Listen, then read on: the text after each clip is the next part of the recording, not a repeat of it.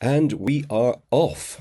The official opening ceremony took place yesterday in Cali, Colombia, and I will send a link and put that in my comments for anybody that wants to watch and catch up on that ceremony.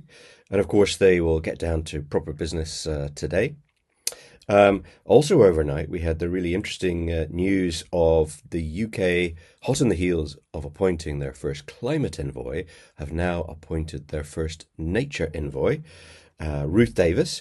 Don't know Ruth Davis at all, but I'm told she's a super candidate for this role. I did think it was interesting that she has a dual reporting line into both the Foreign Secretary and the Environment Secretary, which I suspect puts her right at the heart of everything nature in the UK government. Ruth, I think, will be out in Cali negotiating on behalf of the UK. Yesterday for me was pumpkin carving day with my two grandsons. I have to confess that the 1-year-old was less than attentive, but that's fine, understandable. Whereas the 3-year-old was absolutely focused on Octonaut characters for his pumpkin. So not the usual scary stuff that you would assume. Rather, he wanted these animal characters, comic characters, to go around performing rescues undersea.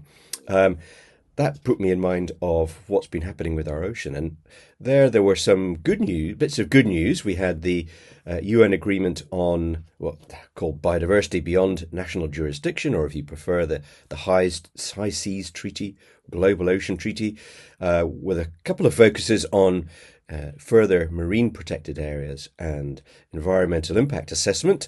So I think that's a very positive step from earlier this year. And we'll need it because we do face this massive problem of ocean acidification that we must tackle.